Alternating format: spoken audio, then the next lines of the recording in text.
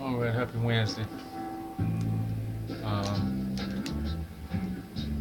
I've been posting up these Inglewood Boxing Club videos, and really, I want to motivate the people that I love to exercise more and work out a little bit more. That was my intention.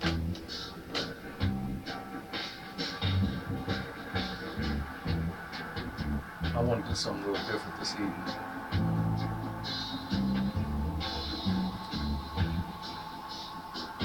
I want to read something to you, if I can.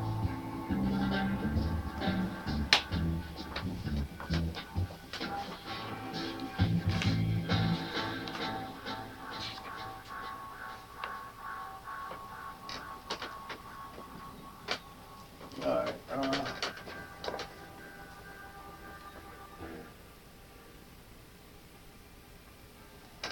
It's called Sojourner. Uh, this comes from a book that I wrote called The Seven Dreams of the Golden Unicorn. Yeah, let's see here. The Seven Dreams of the Golden Unicorn by Ronald Cosby. Okay. So I wrote this. I wrote a bunch of poems. It was my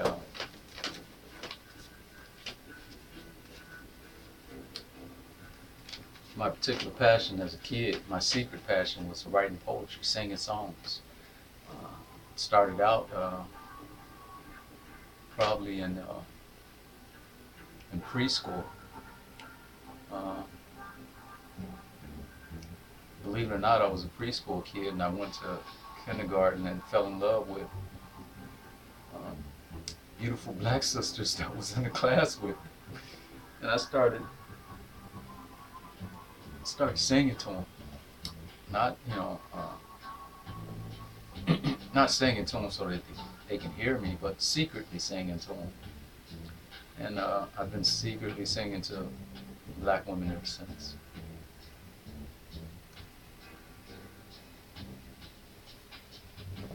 So I grew up writing a lot of poetry, writing down these songs that I've been singing to my people. Uh, Songs that speak to my situation and my circumstances, hopes and dreams, my fears, the goals that I achieved, some happy thoughts. So this is kind of like an autobiography for me, this book of poetry. And some couple of essays in here too.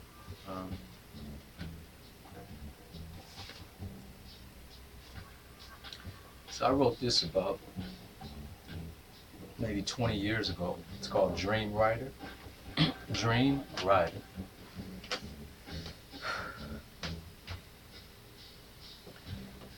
I'd rather be off and away from this place. Brand me coward, slap my face.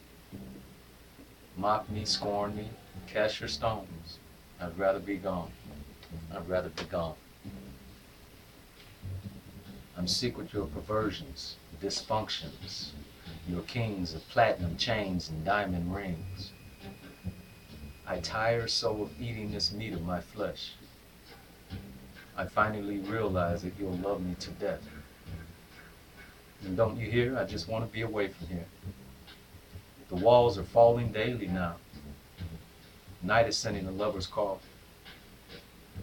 The princes pray and bide their time. They all seem wed to compromise.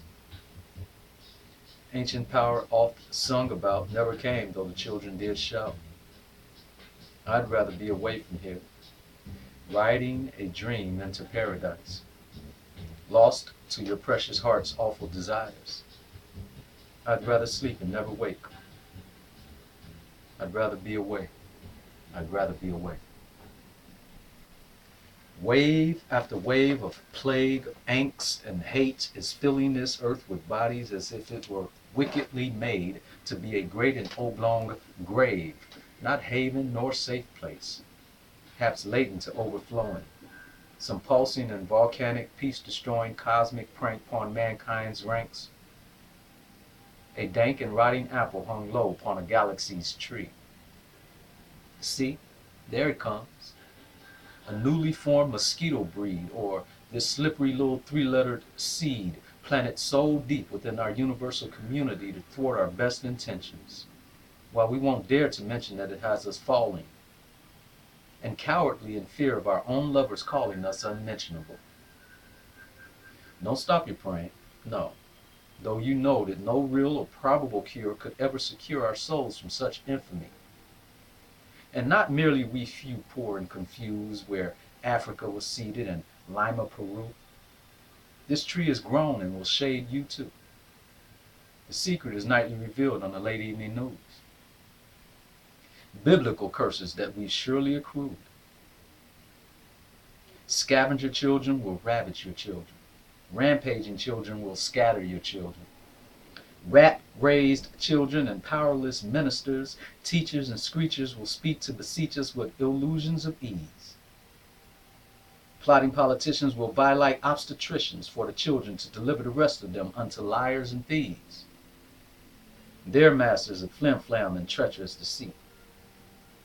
I sat watching the sharks gather round to feed in media frenzies, pointing out who and what we could covet and envy, defining our causes and naming who's enemy, even claiming our desire, though it be but a waste, handing over their golden shovels with fixed smiles upon their faces, while walking us unabashedly to the doors of our holy places, so that they can stand there laughing as we dig our own graves. I'd rather be the hell away, I say with no disgrace. Keep your damned insanity. I'd rather be away.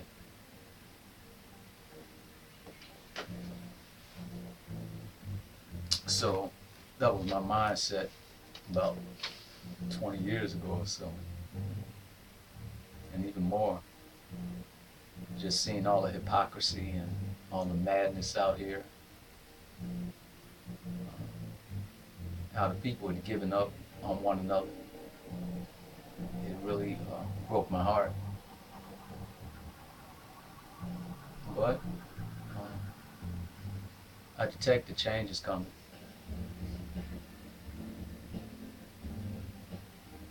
I hope you're getting ready for it.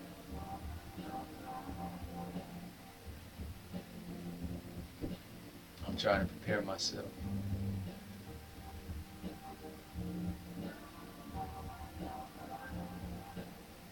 Something to think about.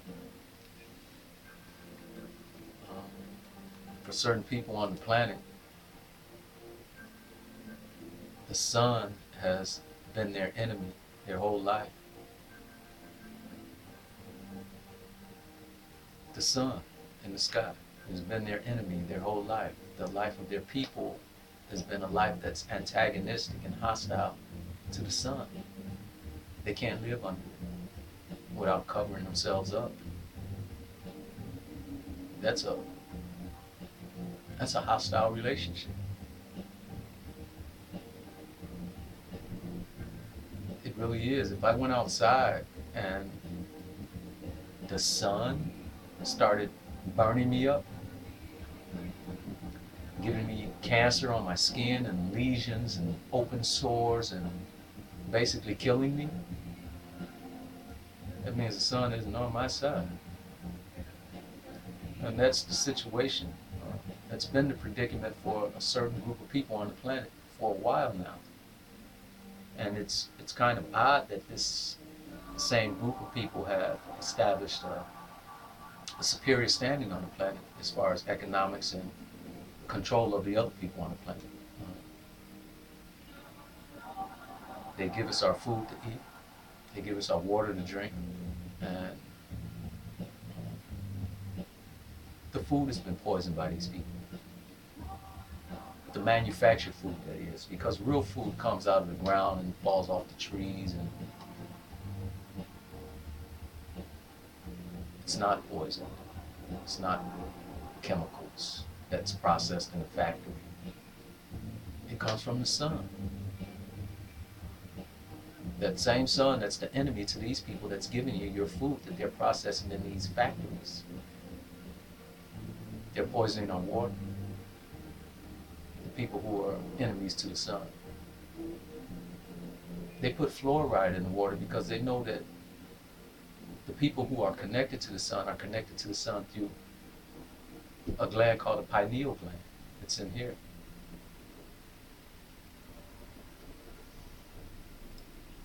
And the fluoride actually calcifies this gland or makes it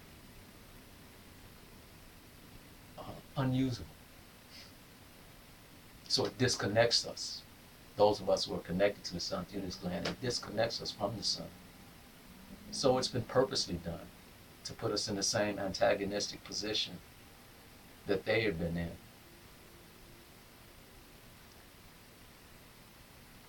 You have to think it's working to some extent. I mean, how long have you been on the planet eating that processed, chemicalized food and drinking that fluoridated water?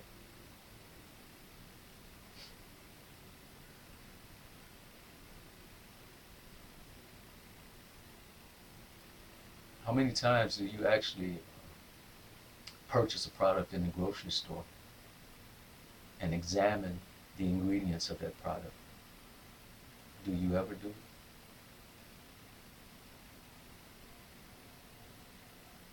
You've been taught to trust these people who are enemies to the sun that gives you life, that feeds and nourishes everything on the planet.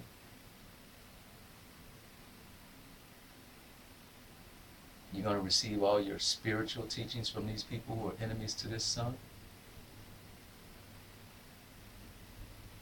You're going to send your children to their schools and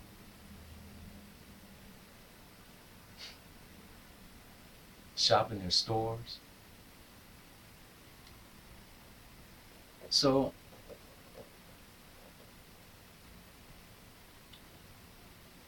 I just wanted my people to think about it a little bit.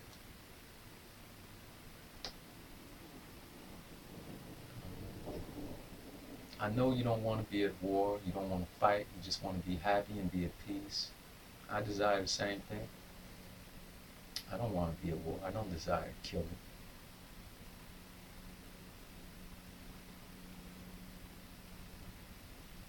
But do you have a baby that you love? Or a brother or a sister? Do you love your mother and your father? Do you care about the life that's inside of you? Do you care about your own life at all?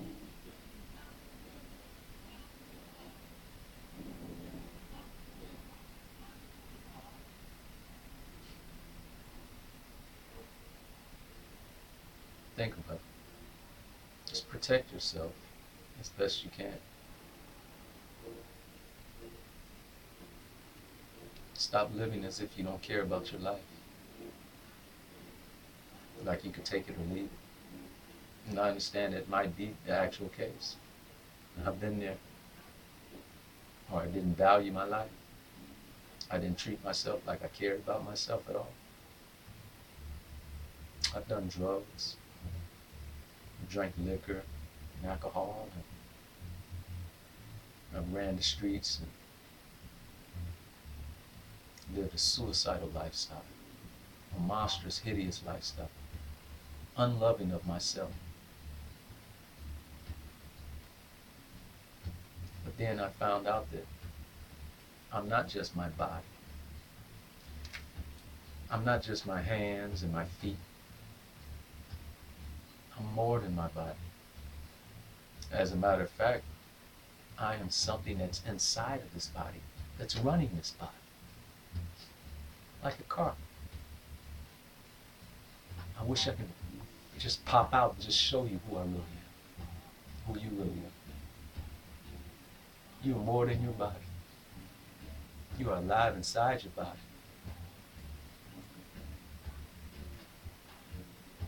But you have to take care of that body, your vehicle. And you have to try to communicate with that life that's inside your body. Try to gain a control over your body, your impulses and desires. We've been addicted to poisonous chemicals, and we call it food. They made all of us addicts, food addicts. I'll prove it to you. I'll prove it to you that you're a food addict.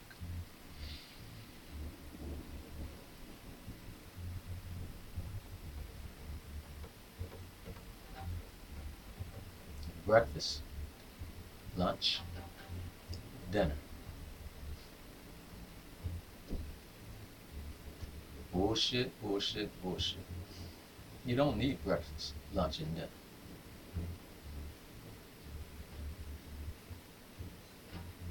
You need energy so your body can work. Like fuel in a car, like gas in your gas tank when you drive a vehicle. That's what the food is supposed to be for. It's supposed to run your vehicle smoothly enough. They got some fuels that they claim to clean out all the impurities out of the engine and all that. That's what your food should be doing to you. Cleaning out all your insides from impurities.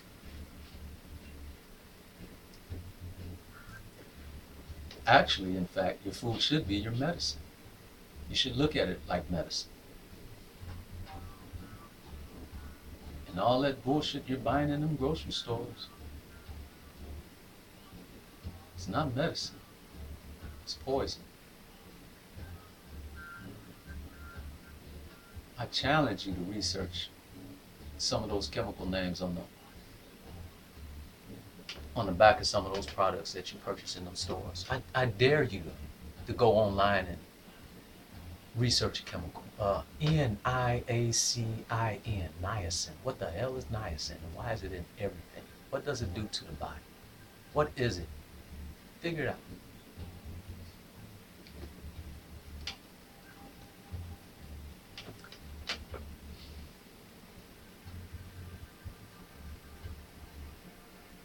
I grew up in a household where my mother, she can cook her ass off. One of my favorite meals growing up was my mother's spaghetti with the ground beef in there.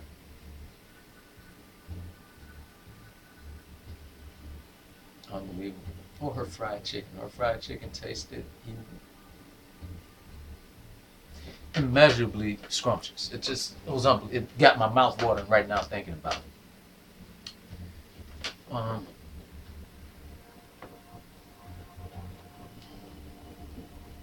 I got addicted to fried chicken and that spaghetti at an early age.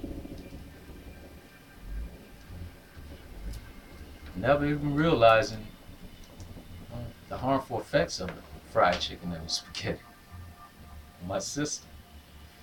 It's just some fucked up fuel to be putting in my vehicle.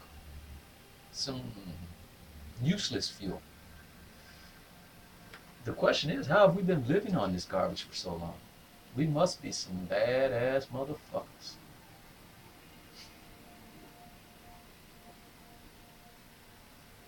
And just think how bad we would be if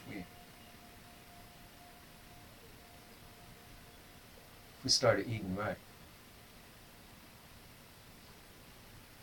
So that grease that she used, the lard, I remember the cans of greasy lard sitting on the side of the windowsill in the kitchen that we fry all our meats in and shit. Never realizing that was some bullshit. There's a safer oil to use if you just got to fry. Food addict. If you have to fry, there's a safer oil to use. Some clean oils that break down inside your system that your body could actually use and then toss off when it doesn't need it anymore. But the bullshit we've been brought up on, we can't toss it out and we can't use it. It just clogs and gums up your shit on the inside. Like put some diesel fuel in a fucking Pinto or some shit like that. It's gonna fuck your engine up eventually. You might be able to ride on it for a little while. 20, 30, 40 years. Eventually you'll end up in one of their hospitals, their death houses. And they'll put you on their meds, keep you sick for as long as they can until you die off. Just for that paper. Just for the paper. They pushing the drugs and the food. Think about it. The same people who sell you the medicine sell you your fucking food. We in a trap house? You a crackhead? Something like that, ain't you? You going to the motherfuckers that's trying to kill you off the planet for your food and your medicine. And it's not even medicine. It's just some shit to get you. What have they cured? What actually has their medicine cured? What if they actually... What medicine can you take where you can fix some shit and don't have to worry about getting it no more? They don't have any. Because it's not medicine. This is a medicine. This is a medicine. Those plants coming up out of the ground that they tell you you can't use and you can't dispense, that's a medicine.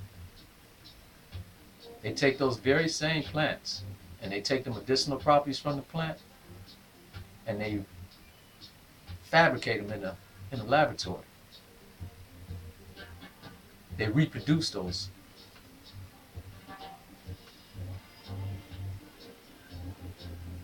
But it's not the real thing. You can't get it. Whole Foods. I went to the Whole Foods store last couple of months shopping, and it's expensive as hell to get some all natural organic food. Why? The shit should be free. It's coming up out the ground and falling off the trees. The only motherfucker you should be paying for is motherfucker that's picking it up and giving it to you. Now, I can go out there and pick it up and give it to myself, but they don't allow that, do they?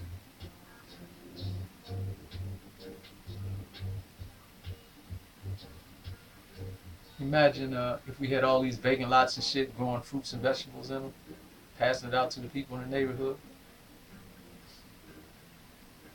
Who'd be fucked up behind that? Kroger? Food for Less? Walmart?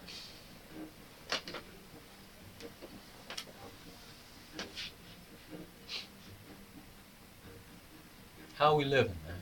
How are we really living?